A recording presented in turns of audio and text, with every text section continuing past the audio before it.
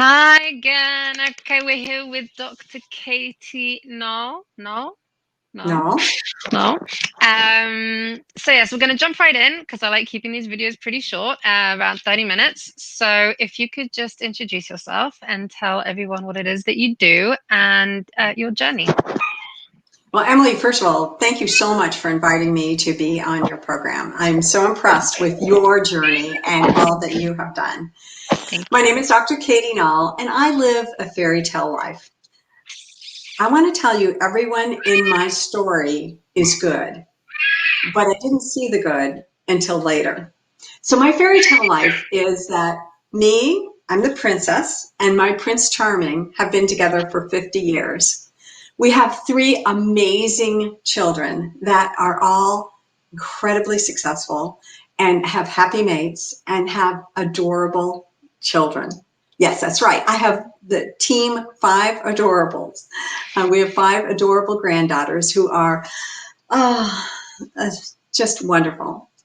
My Prince Charming and I live in a fabulous castle, and we have an amazing carriage, and we have a charmed life. It wasn't always that way. You see, when I was born, at the time, my mother in the 1950s, okay, I want you to think about 1950s, left her husband, my father. They were living in San Francisco at the time, and although my father was very excited when he heard that he was going to be a father, they were in their 20s, very young. He was in the Navy, and he called his mother to tell her very excitedly that he was going to be a father. His mother, one of the mean witches, had said, "I'm too young to be a grandmother. You have to get rid of that." So my father, who I'm sure had conflicting feelings, told his wife that they had to get rid of the pregnancy. She had been raised as a good Catholic and couldn't see the value in that. So she asked to borrow the one car and to go get some cigarettes. So she took that one car in San Francisco in the 1950s and drove that car from San Francisco all the way to a small town in southeast Kansas. And I think about that sometimes. I mean, it was the 1950s. You know, she was a single pregnant mom on a journey. Where'd she get the money? She didn't have credit cards. Where'd she sleep? She was driving this car. There weren't highways and freeways back then. How did she know the map? How'd she get there? But she did. And she ended up living with her parents when I was born. She was living with her parents when I was born, and she went to work because she had to provide for her and her daughter. And I was only a few weeks old when my father reappeared, ostensibly to see his new baby. So I understand he picked me up and held me up and put me back down and asked to borrow the car to get some cigarettes. Can you guess what he did? He drove that car from southeast Kansas all the way back to San Francisco, leaving my mother with no car. So fast forward, my mother ended up marrying and divorcing 4 husbands. She had 3 children until, well, wait until the story continues. She had 3 children. So I was raised with a half brother and a half sister who are dear to me. They were my siblings, but I grew up knowing that I had a different last name and a different father. As time went on, and my mother, I'm sure, to try and heal her wounds or whatever, took a very strong liking to alcohol, and as a narcissistic personality, and as an alcoholic, it became difficult to live with her. I mean, you can tell she was divorced 4 times. In the end, all 3 of her children ended up running away from home. I left home when I was 17. I was still in high school. I was a junior in high school, and I didn't know what to do. You see, we moved every time there was a different situation. I ended up going to 12 different schools in 5 different states. And I was in a relatively new place, no support system, and didn't know what to do. But I knew I could see a difference in people whose lives were different than mine. And in my mind, what I saw was their difference was because of education. So for me, education was really what was going to get me to a different place. That's what I was holding on to.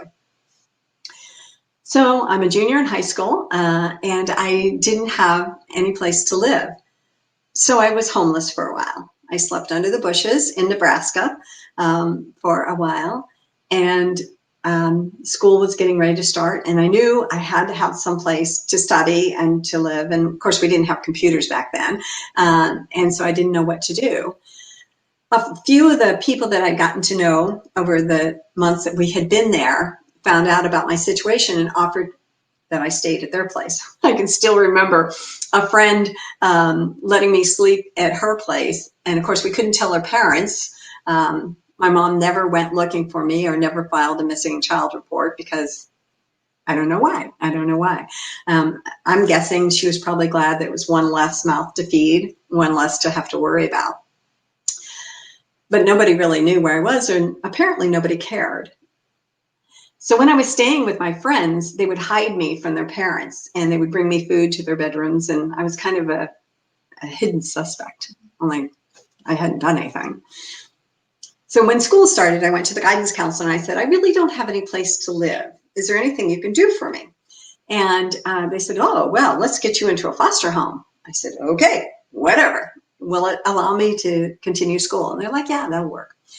So I lived in a foster home my senior year, and they were kind to me. They gave me my own bedroom, which was amazing. I'd never had that before, and they were nice to me.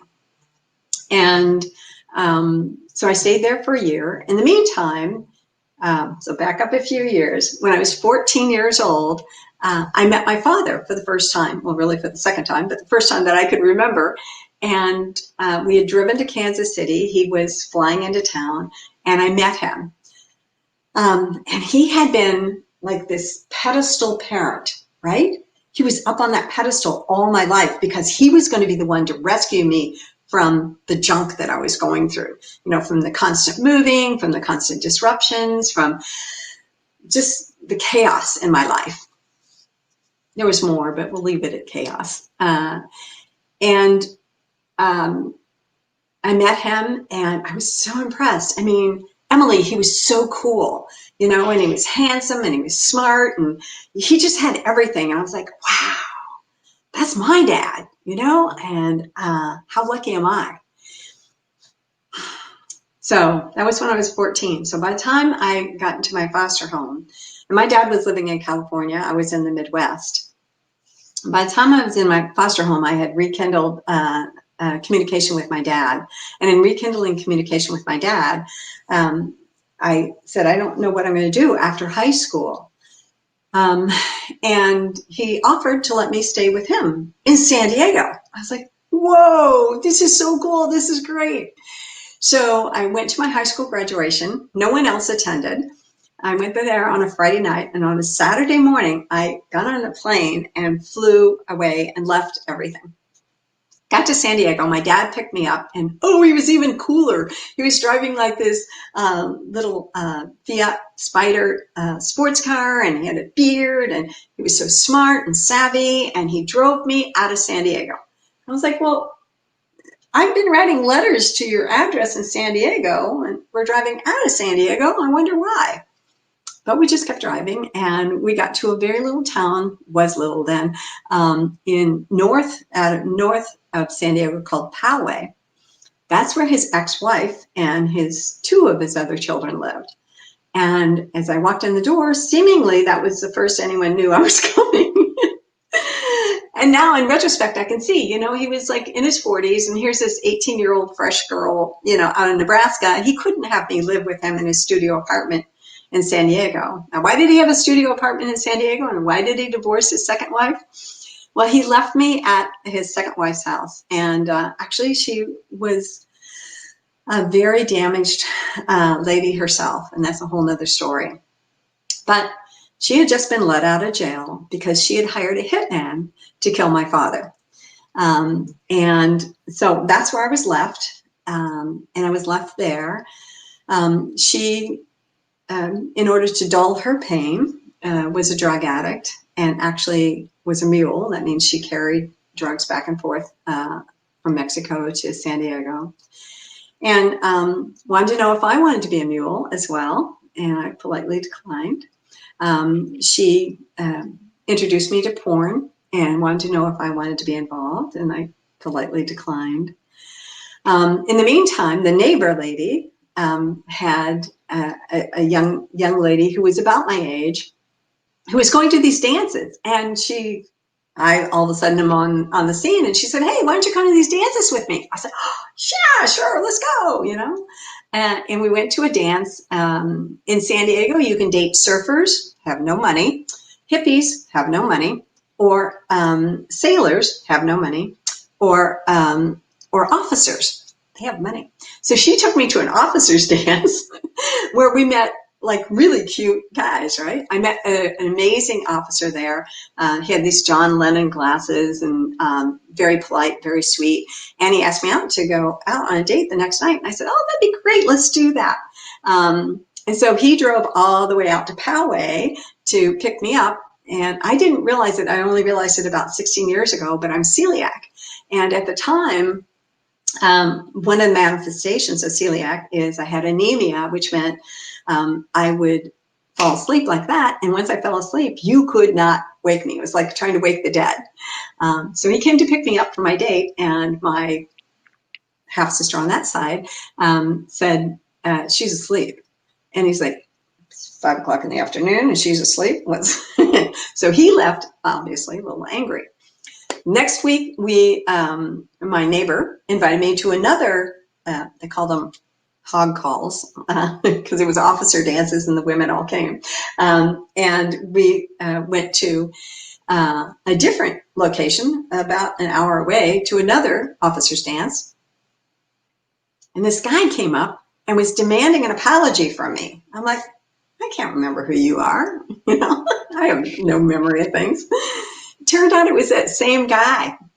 And that same guy, last week, we celebrated our 47th wedding anniversary. So where's the fairy tale in all this? Well, you see, my mother was in a lot of pain, and she did the best she could. Why did I meet my dad at 14? Because she had sent all 3 of her kids away so that she could give birth to her 4th child. We did not know until after she had died, years after she died. She never told anyone that she had a 4th child with her 3rd husband, and they gave him up for adoption. The only reason I know is because he spent years trying to find us.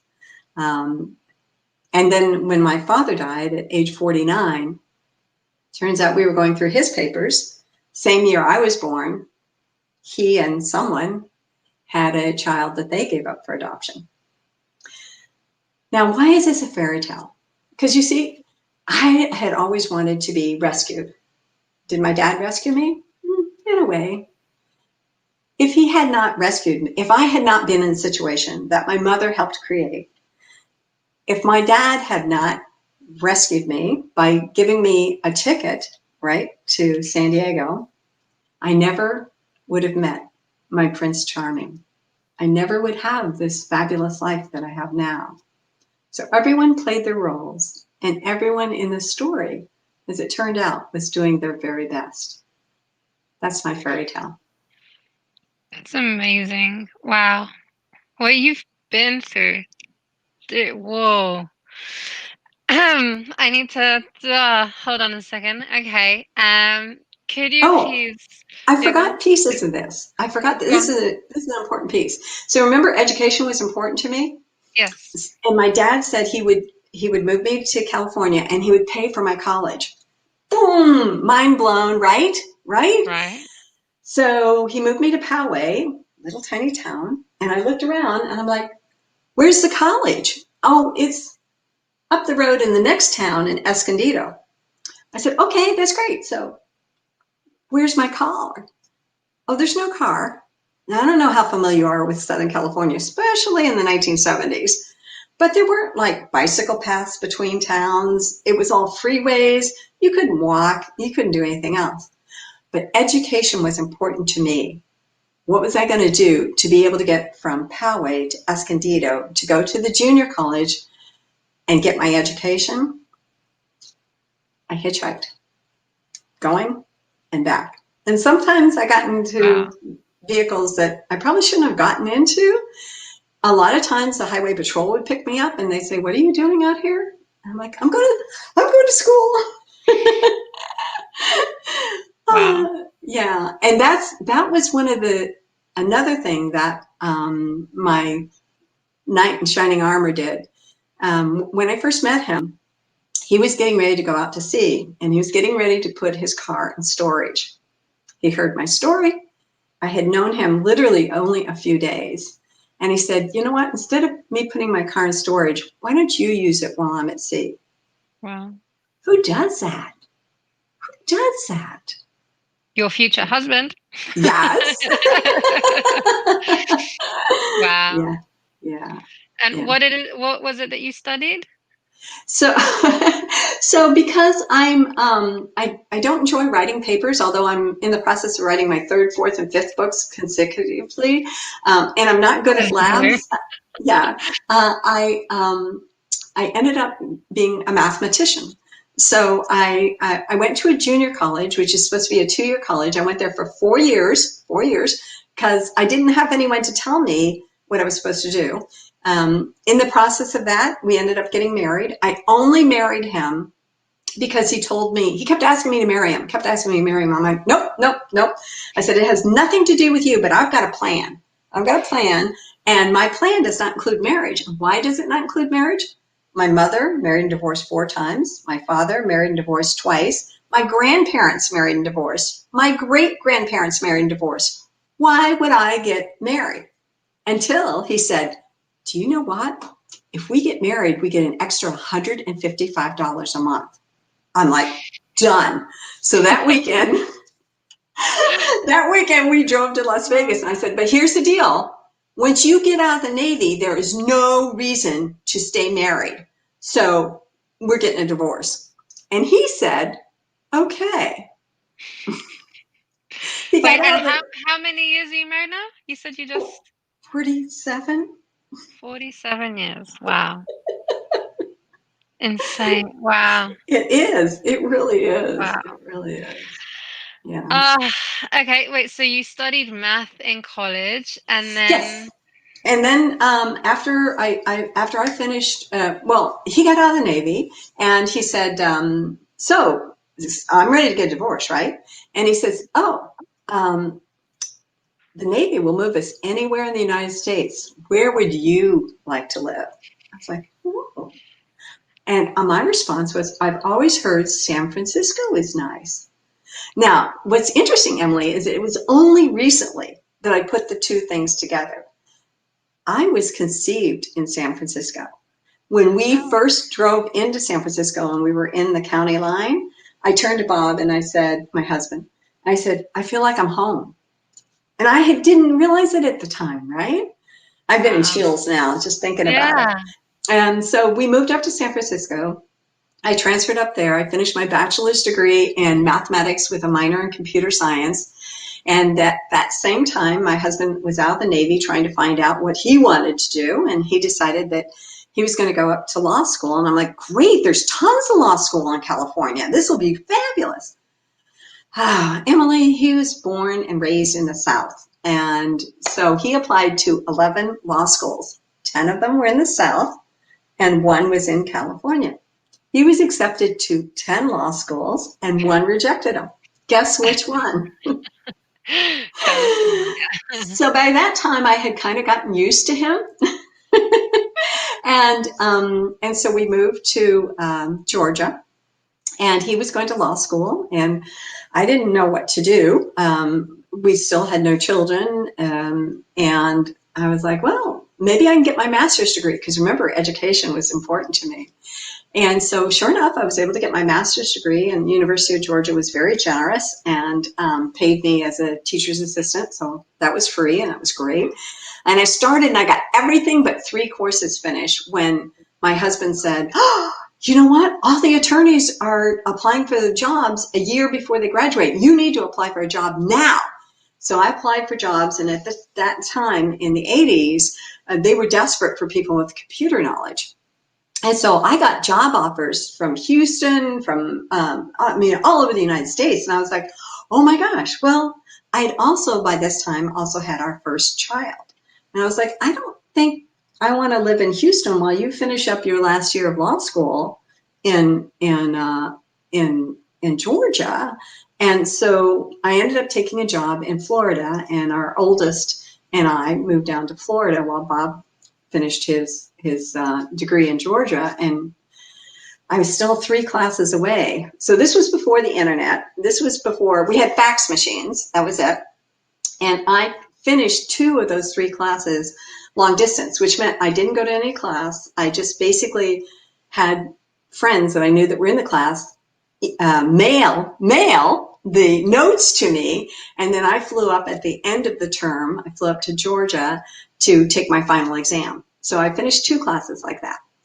Wow. So I only had 1 class left, and this 1 class left was really kind of a joke. You basically sat in a closet and provided statistical analysis for people that were doing research, because my master's was in statistics.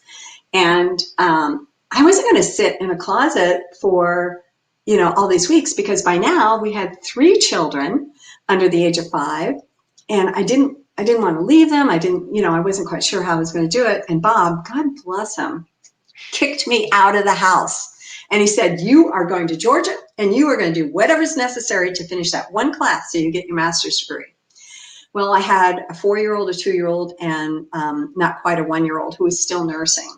And I'm telling you, Emily, all the way up to Georgia, I cried. I was just sobbing. At one point, I had to pull over into a rest stop and just bawl my eyes out because I missed my baby so much. But I also knew education was important to me. And so I drove up there and I went to talk to the people, and that was not fun.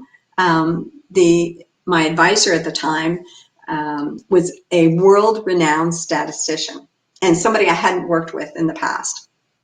The prior department chair had propositioned me and other young ladies, which is one of the reasons why I didn't mind leaving. And so when the world-renowned statistician turned out to be my advisor, the first thing he questioned was my grades and how I got them.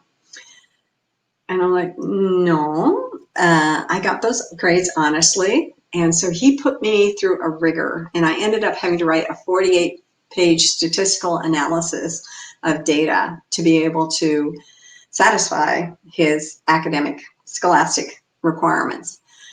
He still wasn't happy. And other people who had read it said, this is equal to like a PhD dissertation. I said, well, that's nice. I just want to get my degree.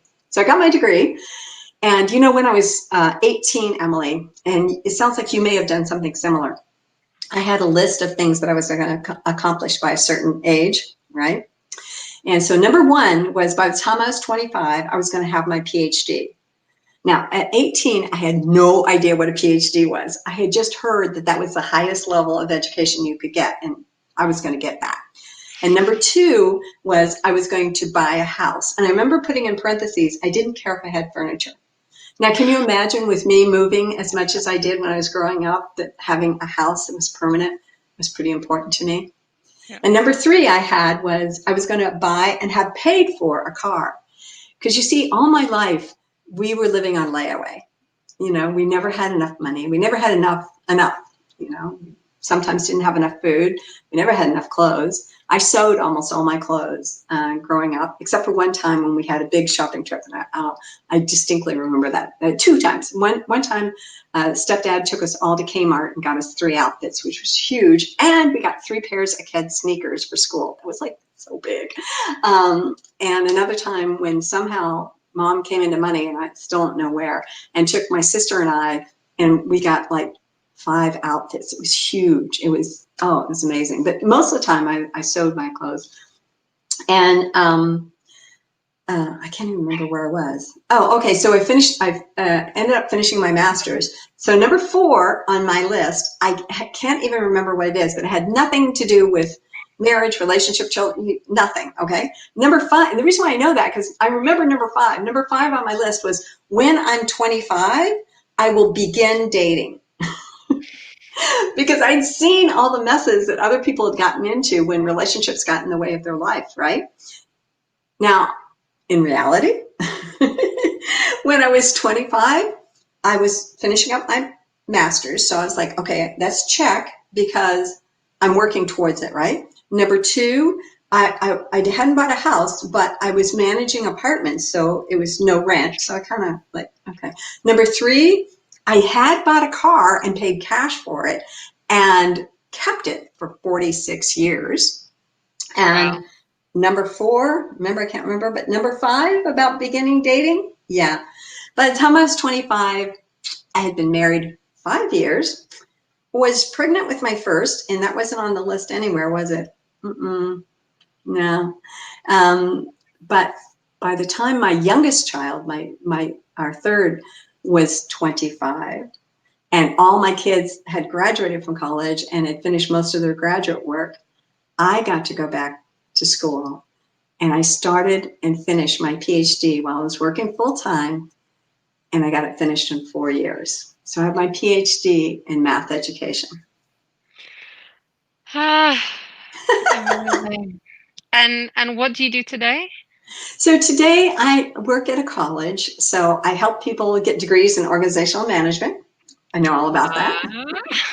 Wow. And then on the side, I'm also a professional speaker for National Speakers Association, where I love to help people and show them how to dissolve their waffles. Dissolve So the waffle. waffles are worry, anxiety, fear, frustration, lethargy, exhaustion, and stress.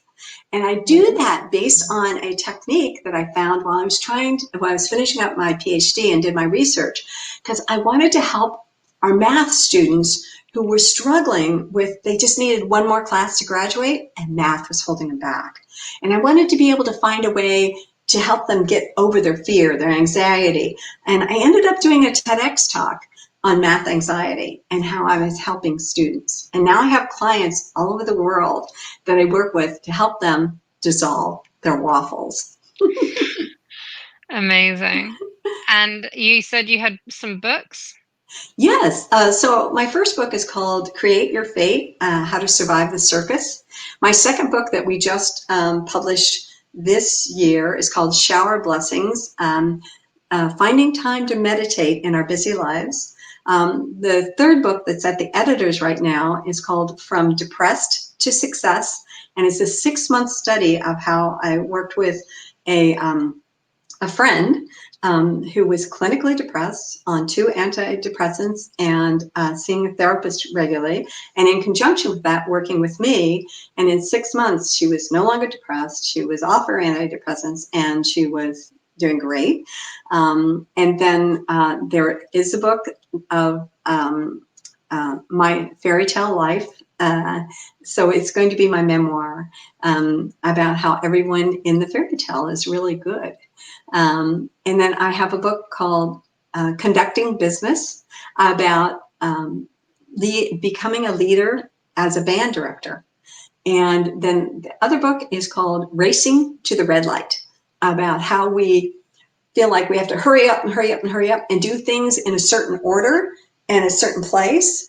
And really, how many times do you race? Do you have somebody racing to the red light and you get to the red light and you're both at the same place by then? Yeah, Mm-hmm. yeah, yeah. Wow. Uh, Katie, you're incredible. Okay.